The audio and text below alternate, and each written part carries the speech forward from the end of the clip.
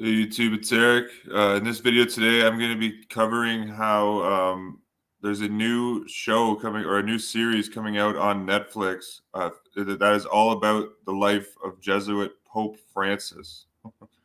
And it's produced by none other than Martin Scorsese, one of the highest profile directors in Hollywood. It's very interesting too. Scorsese, of course, already did his 2016 total Jesuit propaganda movie, The Silence, which makes the Jesuits look like the victims in Japan, where they were trying to overthrow the country, and the Japanese shoguns then took defensive measures to prohibit the spread of Catholicism in the realm.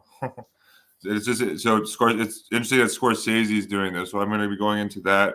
And I'm going to be going into an article that N. Goods wrote on my Jesuit World Order page, showing that Netflix is more accurately described as Romeflix, all the way back to the foundation of the company. The founder of Netflix, Mark Randolph, was a descendant of Edward Bernays, the propagandist psychologist who wrote his infamous book in 1927 called Propaganda. But I'm going to show you that Edward Bernays actually admits in writing that he went to the Vatican to study how the Jesuits in the Vatican conduct their own propaganda operations. And to start, though, and again, so this is, this ties into Jesuit Hollywood. Also, the Hollywood production code was written by a Jesuit priest, Daniel Aloysius Lord, S.J. You see, but I'm going to read a little quote from this book here, The Catholic Crisis by George Seldes, before I get into the Netflix Romeflix information. George Seldes wrote this book back in 1939. This is the 1945 edition. Very good book. I recommend it to add to your library. So here on page 213, Seldes is talking about an encyclical from Pope Pius XI called Vigilante Cura, where Pope Pius XI essentially demands total censorship of Hollywood, to censorship of obviously no films are allowed that negatively depict the Catholic Church and the true criminal nature of the Catholic Church. But Seldes writes here, finally, the Pope having approved censorship, suggests that the bishops set up a special reviewing boards in their own diocese so that, quote, they may even censor films which are admitted to the general list, or the Legion of Decency. And the Legion of Decency was a organization set up by the Jesuits in the early 1930s to exert control and influence over what gets produced in Hollywood. Essentially, like the Catholic Church, modern cancel culture comes from the Legion of Decency's, quote, boycott of the movies in the 1930s. That's the originations of modern cancel culture. And of course, that the Jesuits are right there. I'll read a little. Seldes goes into the impact of the Catholic boycott or cancel culture in this book also. The purpose of all the censorship and control, according to the encyclical Vigilante Curia, is to, quote, direct and regulate the greatest of arts in order that it may not find itself in continual conflict with Christian morality, that's Catholic morality, or even simply human morality based upon natural law. That's probably referring to the natural law of St. Thomas Aquinas, who said it was okay to murder all heretics. Seldes continues, all of these are noble sentiments. The first objection, however, came from the Protestant leaders and press who denied the Pope's use of the word Christian when referring to that part of the Christian conscience and Christian world which he rules, namely the Catholic part. However, for several years, the Protestant sect stood by the Catholic in the business of dictating to the movie industry. It has been pointed out that as early as 1927, certain producers, and that's the year that Edward Bernays wrote his book, Propaganda. Again, Netflix founder and CEO Mark Randolph being a relative of Edward Bernays. Bernays being a relative of Sigmund Freud. But it has been pointed out that as early as 1927, certain producers made it a point to submit scripts to the National Catholic Welfare Conference. Certain producers made it a point, as early as 1927, to submit scripts to the National Catholic Welfare Conference for approval of ideas and scenes particularly important for Catholics. But it was not until 1930 that the movement now known as the Legion of Decency got underway. In that year, this is now Seldes talks about the Jesuit Daniel A. Lord writing the Hollywood Production Code. In that year, a production code was written and presented to the Association of Motion Picture Producers by the Reverend Daniel A. Lord, S.J., Society of Jesus, a Jesuit. In that year, a production code was written and presented to the Association of Motion Picture Producers by the Reverend Daniel A. Lord, S.J., and Martin Quigley. And I've documented this on my website. Martin Quigley had like 3 or 4 papal knighthoods. He had a son that became a Jesuit. Quigley was very, very close with political Catholicism, essentially a lay Jesuit himself. And Martin Quigley, publisher of the Motion Picture magazines and now member of the New York Archdiocesan Council of the Legion. And partial analyzers of the code have remarked upon its Catholic and Jesuit viewpoint, its assumption denied by philosophers and scientists that everyone knows good from evil, what sin is, and what the quote natural law is, but the matter is not important to the present writer, as its plain statement that the motion picture, once hailed as the second or third greatest force in the world for the enlightenment and improvement of mankind, should be turned into nothing but escapist entertainment, which is precisely what has happened. That's what Netflix and all modern TV programming today is. It's escapism. It's mindless entertainment for the most part. It's very rare you actually see informative television programming in the mainstream. Here, Daniel Lord talks about now, as mentioned, how the Jesuits started the cancel culture boycott, and Daniel A. Lord drafted the motion picture code. But here, Seldes talks about the boycott. The boycott scared Hollywood. The industry capitulated before the attack became too general.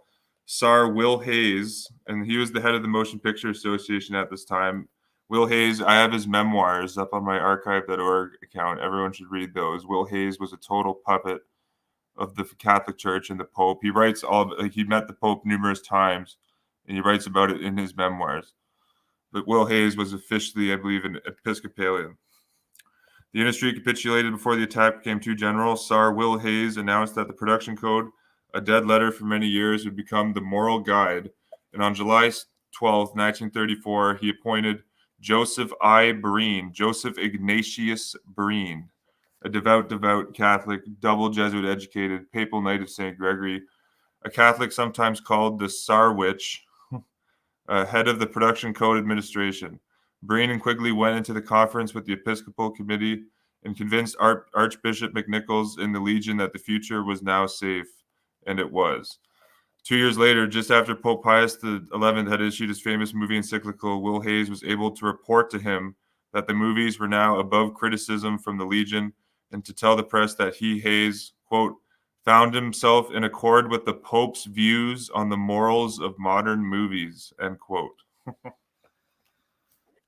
There you go. So I recommend check out this book here, The Catholic Crisis. So that's just some background on Jesuit theater before I get into the current information with Romeflix. So I'm going to share my screen here. And in terms of Joseph Ignatius Breen, I have a book on my archive.org here that everyone should read, and that's Eric Bowman 77 at archive.org. If you want to also read about the Catholics in Action or the CIA's influence in Hollywood, check out this book, CIA in Hollywood, How the Agency Shapes Film and Television by Tricia Jenkins. That was published by the University of Texas in 2012.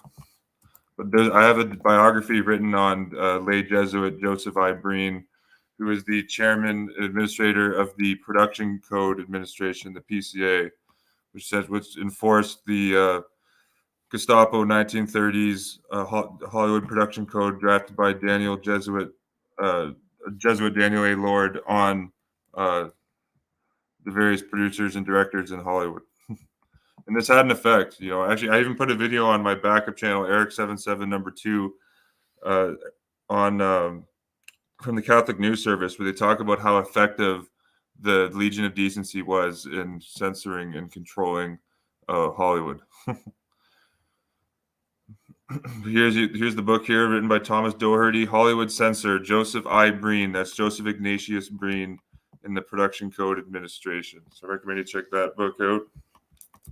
But to the current Netflix information, this comes from an article that was published yesterday, and this is it was published by Catholic News Service, but it's reposted here on Jesuit America magazine. You see the title: Pope Francis is coming to Netflix this Christmas. And this is a series that's being produced by Martin Scorsese. So I'm going to go into that right here. But before we do that, Nick wrote a great post up here titled "Netflix Controlled by the Roman Inquisition, Ratio Studiorum." That, of course, that's the document that rules or dictates how the Jesuits are going to set up their educational doctrines, the Ratio Studiorum. Netflix founder CEO Mark Randolph's uncle, Edward Bernays. Again, Edward Bernays. Everyone should read the book Propaganda by Edward Bernays. That's also, I got that on my page here. Because on like the first page of the book, Edward Bernays admits, he talks about how our modern, quote, democratic society is ruled by like a shadow government. Yeah, right here. I recommend you guys check out this book. So this guy, Edward Bernays, the psychologist, and he was Catholics in Action in the CIA actually employed Edward Bernays in the 1954 coup d'etat in Guatemala. And Edward Bernays was employed by the Knight of Malta, John J. Raskob, former head of the Democratic National Committee, DuPont executive and financier. Raskob funded the construction of the Empire State Building, for instance, but he set up a fascist Liberty League organization in the 1930s, and this ties into the future video I'm going to do on Smedley Butler and fascist Catholic priest Charles Coughlin. But the Liberty League was highly involved in the business plot of 1934, which was set up where Smedley Butler would become like kind of like the Mussolini fascist dictator general in the United States. But Butler then, of course, like exposed the whole plot publicly. But there's then a massive media cover up, and that's why no Americans know about the business plot today, or people around the world, for that matter, don't know about that plot. But Bernays was involved with the Liberty League, that being the point there. And then this isn't Pope Francis. There's already numerous shows on the papacy and Pope Francis already on Romeflix. Here's one here: Pope Francis, a man of his word. Hour and 36-minute documentary. Documentary filmmaker Wim Wenders travels the world with Pope Francis, recording the controversial pontiff's humanist views in a sharply divided age. It just makes sense. This is the same Romeflix, put out that child porn movie Cuties. Just makes sense that they're, praising the Pope this much with that endorsement of child porn. Biggest child porn collection in the world is probably in the basement in the Vatican, various basements in the Vatican. But we continue here. So you see here is Romeflix. This is a great graphic that Nick made here. It truly is Romeflix. As we see, a new special on Pope Francis coming to Netflix this Christmas.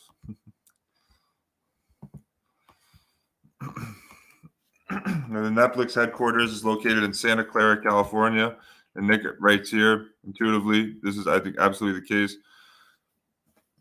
Absolutely controlled by the Jesuit Order's Santa Clara Mission military base and Jesuit Santa Clara University. Then he gives the links right there.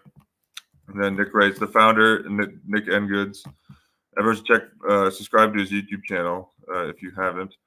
The founder and former CEO of Netflix, Mark Randolph's great uncle and Catholic, quote, father of public relations, Edward Bernays, was arranged to be sent to the Vatican to meet the Jesuits by the Archbishop of New York, Cardinal Francis Spellman. And I have the video on my channel. CIA officer E. Howard Hunt admitted in the 1954 coup in Guatemala that the CIA was taking orders from Cardinal Spellman, and Edward Bernays was working with the CIA in that coup. Operation PB success. We see here Edward Bernays was arranged to be sent to the Vatican to meet the Jesuits by the Archbishop of New York, Cardinal Francis Spellman. to observe, study, learn, and practice how the Roman Catholic Church invented propaganda feed for the sole purpose of the propagation of the doctrine of the Catholic faith under the Roman Inquisition, reestablished by the Jesuit order in 1542 for the Jesuit counter Reformation's learning against learning.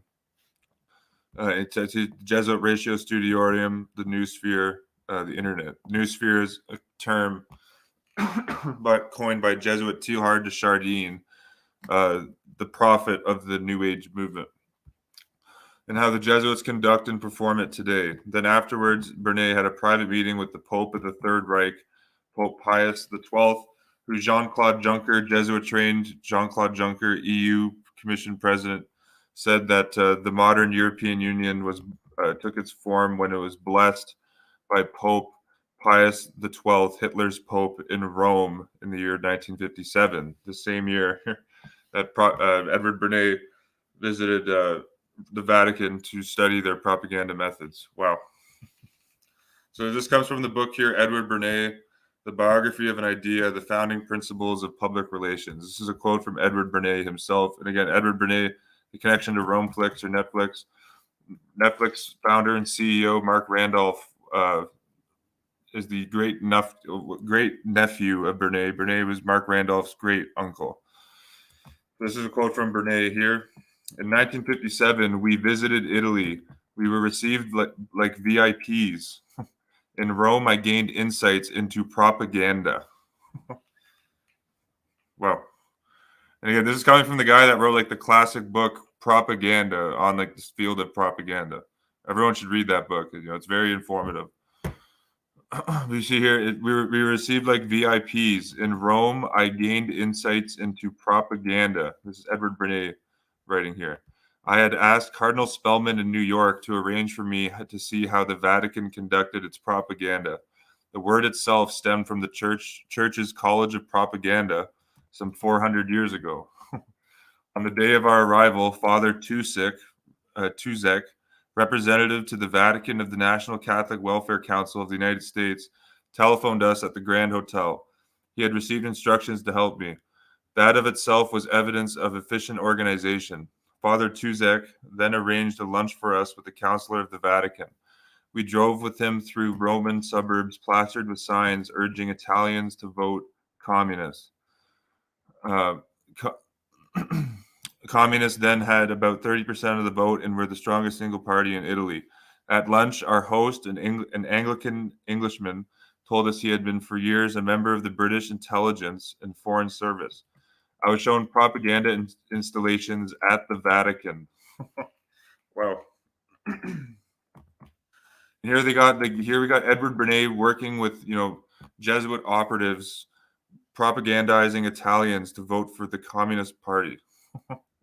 And again, this just years before, the CIA and the Vatican were involved in the election in 1948, which was essentially like a rigged election, against the Communist Party to put the Vatican stooge, Vatican librarian Leo Gasperi, as the puppet president in Italy. Janus, Two-Face, playing both sides. Bernays here writes, I was shown propaganda installations at the Vatican. At a huge demonstration before the Pope in the courtyard at St. Peter's, workers from Catholic unions from many countries participated in symbolic ceremonies on a central stage. They carried out well-disciplined and coordinated dances with dynamic fervor. With 100 others, we had an audience with the Pope, that being Pius XII, Eugenio Pacelli, Pope of the Third Reich, at Castel Gandolfo. Again, that comes from Bernays' book, Biography of an Idea, The Founding Principles of Public Relations. If you want to see another very interesting quote here, this is from a Marxist philosopher, but I got this documented. Antonio Gramsci, who came up with the Long March through the institutions. But Antonio Gramsci talks about how the Jesuits' apostoleship of prayer, which is now known as Jesuit Pope Francis, renamed this organization to the Pope's Worldwide Prayer Network, or PWPN. But Marxist philosopher Antonio Gramsci really writes about how the Jesuit created apostleship of prayer is, quote, undoubtedly one of the best religious propaganda organizations. I'm not making that up. I have it all documented here. It comes from a pamphlet that Gramsci wrote himself in 1924 titled The Vatican, and it's all documented here. So I recommend you check that out.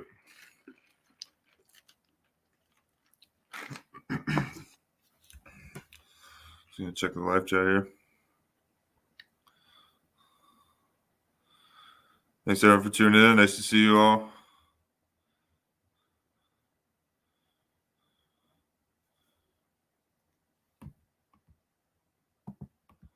Okay, but here we got the. I'm going to continue going through Nick's article here.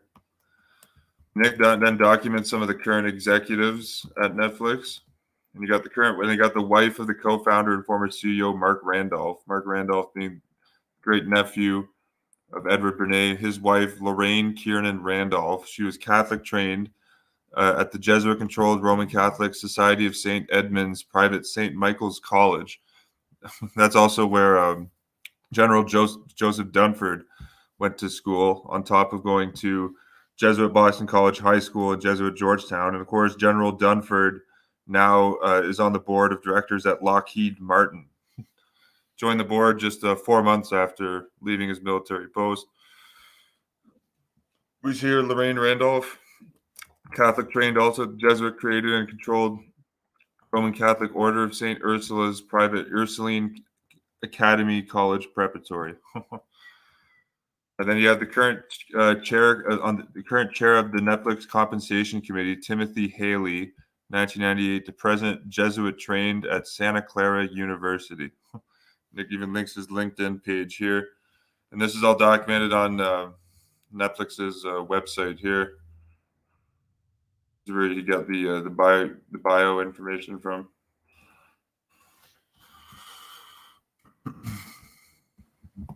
We continue here. Current Byron E. Gagan, current vice president of business and legal affairs at Netflix or Romeflix, and her responsibility is, quote, she oversees business and legal affairs related to Netflix's content production. All these shows about the Pope that are being put out on Netflix. There's also the Young Pope TV show on Netflix starring Jude Law. And I know there's also there's the movie The Two Popes that had Anthony Hopkins in it. And actually, so Byron E. Gagan also oversees acquisition and distribution, including for all television, feature film, nonfiction, animation, and local language programming produced in-house by Netflix's studio domestically and internationally. And she's Jesuit trained at Georgetown University. We have Allison Wright, Vice President of Talent and Human Resources at Netflix from 2013 to present. Her responsibilities are she leads HR teams supporting production, animation, and human resources, and acts as a business partner to senior leaders within the company. Allison has led HR organizations in a variety of industries, including retail, hospitality, healthcare, and entertainment. Allison Wright was Jesuit trained at the Jesuit University of San Francisco. So there you go. I recommend Nick did a video on his YouTube and goods here, Jesuit contribution to theater and why it matters. And everyone should check out this journal article that was done by John Hopkins, of all places. But it's a very good article here, done in the 1952. The Jesuit Contribution to Theater. It was written by Henry Schnitzler. Schnitzler. John Hopkins University Press.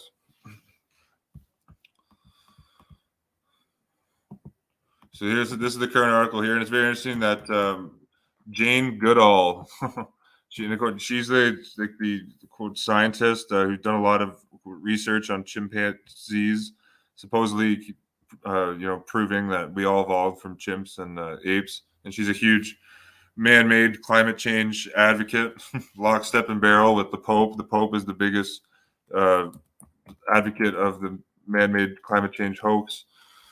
All part of also the Jesuitical World Economic Forum's Great Reset. Climate change actually has a bigger part to play in the Great Reset than COVID-19 does, for instance. But interesting that Jane Goodall was at the Vatican Health Conference in 2021.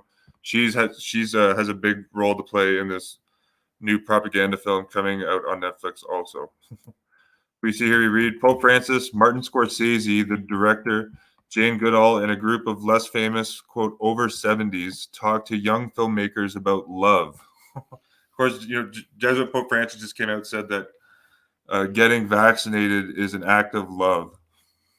And then he said that, and then puppet Vice President Kamala Harris, who covered up for Catholic pedophiles while being the district attorney in San Francisco, also then said that getting vaccinated is an act of love.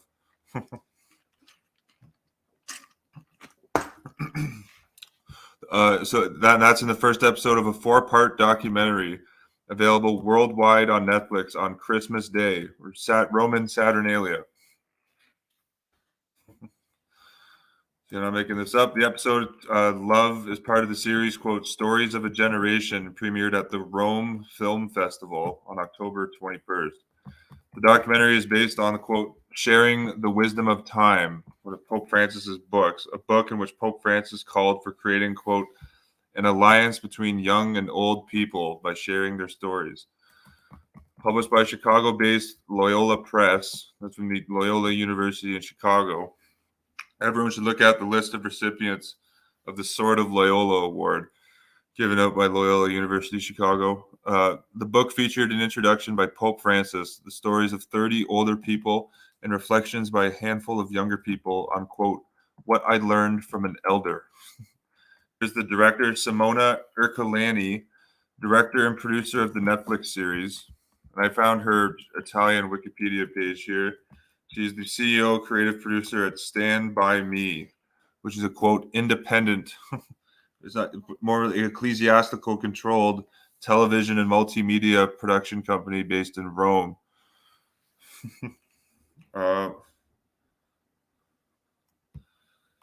Founded in 2010.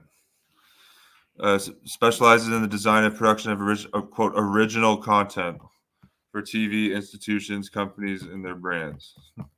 This is the director here of this new puff piece propaganda documentary on the Pope. And Martin Scorsese is also collaborating with this Simona Ercolani. Scorsese is featured. We'll see that below here. Simona Ercolani, director and producer of the Netflix series, told reporters on October 21st that she started working on the project after reading the book, and then the COVID-19, quote, pandemic struck, hitting Italy early and devastating its elderly population. The idea, and again, that's people, and this is the standard worldwide. You know, I could pull up the Toronto Sun article from my fiefdom where I'm at, and here in Canada. But it's the deaths are people that die with CV-19, not from CV-19. We continue. The idea to make the series, quote, became urgent because every day we had a bulletin of deaths, she said. And again, that's anyone that takes the oversensitive test, quote, is now becomes positive, dies from an unrelated that's anything unrelated, could be anything. You know, alcohol poisoning, drug overdose, car crash, etc. They get put on the official tally of COVID-19 deaths. Then that's irrefutable. That's admitted by all of the mainstream press. I'll link after this video. I'll link the article from here in Ontario, the Toronto Sun. Casually, probably in the back pages, I found the electronic article. They casually, admit this. But we continue here. We spoke to Netflix, which also felt the urgency of collecting the stories of people who at the moment were more fragile. They liked this idea of a dialogue between generations, filmmakers under 30 and contributors over 70. The stories are extraordinary in their normality because everyone, including Pope Francis, puts themselves in a position of relating, not just as a grandchild, but human being to human being, she said. And that's against Simona Ercolani. Giovanni Bassetti, nonfiction manager for Romeflix Italy, told reporters that the streaming service is all about sharing stories, so that, quote, besides the incredible access to the Holy Father that Ercolani had, the series gave Netflix an opportunity to quote, tell stories that are completely different and that touch themes that are central to the life of every person. And this is, the Jesuits, they officially say, the Jesuits are all about enriching the dignity of the human person. Total Jesuit doublespeak. 18 letters from the 5 continents and speaking 4 different languages appear in the series' 4 episodes: love, dreams, struggle, and work. Pope Francis's commentary on the 4 themes and reflection from his own life appear in each episode.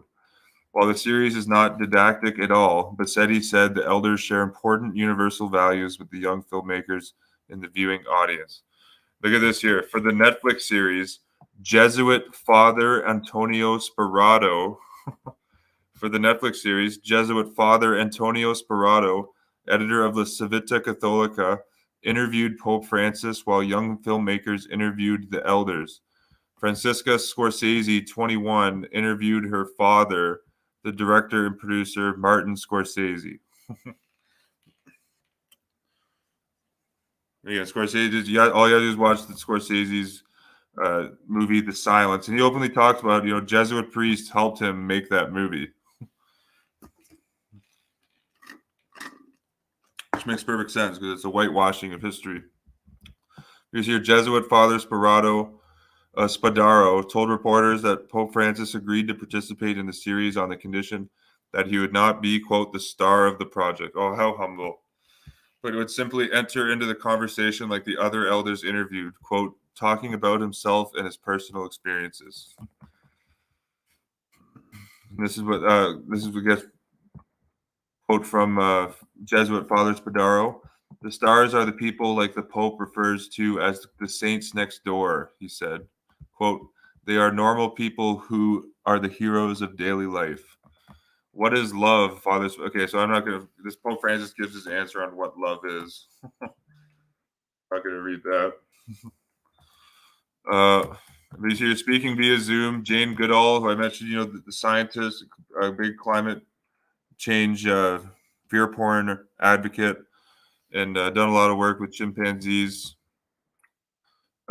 She went to the Vatican Health Congress in 2021. But she's here speaking via Zoom. Jane Goodall, the primatologist and anthropologist, told reporters at the Rome News Conference that the film, like her Roots and Shoots program for young people, could sow much needed hope by bringing elders and young people together. Quote, to bring the wisdom of the elders alongside the passion of the youth is what it is going to take to change the world, Goodall said. Would you look at that? Netflix, full-on Romeflix. Look at this. Full-on documentary miniseries coming to Netflix this Christmas, or Saturnalia, on Pope Francis. Oh. And again, The Young Pope is on Netflix already. See here, this is about Lenny Belardo, who Jude Law stars, is elected the first American Pope, but proves to be headstrong in a troubled way that alarms the Vatican. This is already on Netflix here, The Young Pope. I know Two Popes is on Netflix.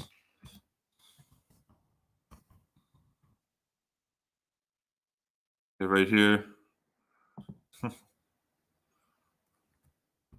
Full-length movie here.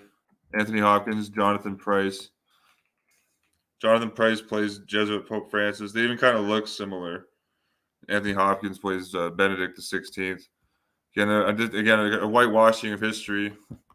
There is a scene in this movie, it's like a 1-minute scene where they do kind of point out that Jesuit Pope Francis oversaw lots or turned a blind eye to all the massacres that took place during the Dirty War in Argentina, which had devout Roman Catholic dictator Jorge Videla in power.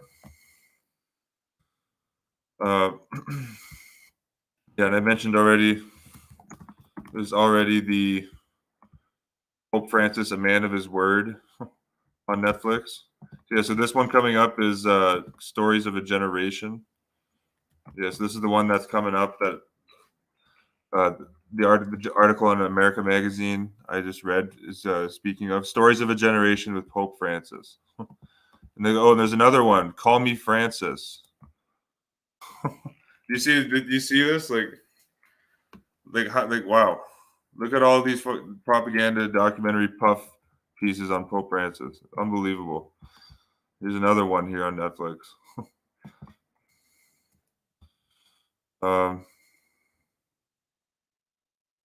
Wow. Uh,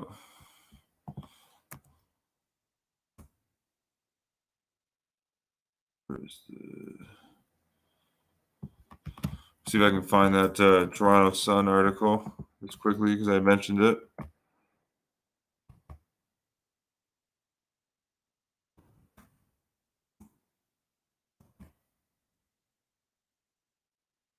Right here. Again, this was just casually admitted. This is the same thing worldwide. You can see a video of Dr. Deborah Birx saying this, and also like every single domain. Here, Ontario death count includes people who didn't die of COVID-19, but exactly how many is unknown.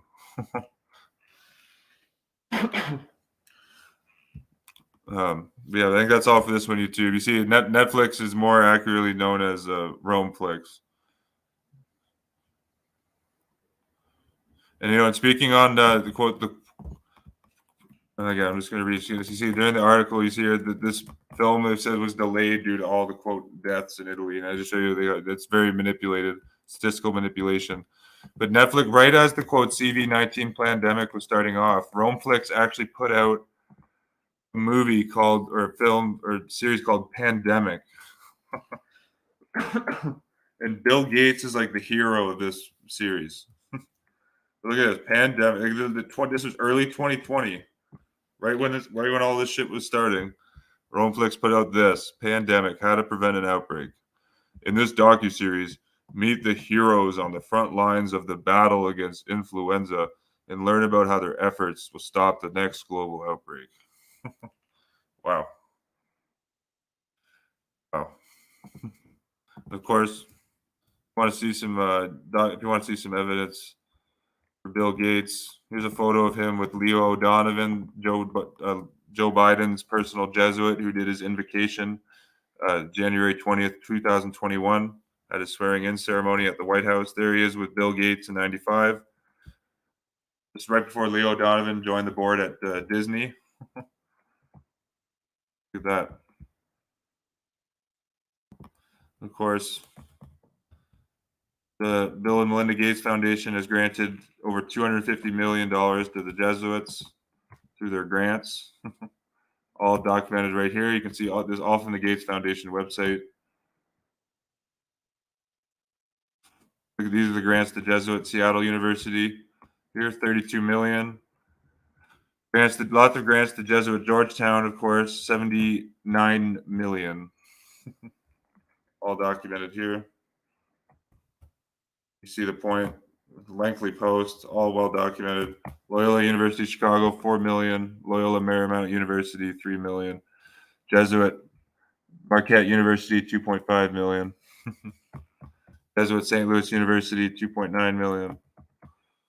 You get the point. Yeah, all from the Gates Foundation. These are Bill Gates Foundation grants. Again, in that movie on Netflix, Bill Gates is kind of like the savior in that movie, essentially. The quote, pandemic docuseries on Netflix or Romeflix. But yeah, I think that's all for this one. Peace and love, YouTube, and I'll catch you on the next video.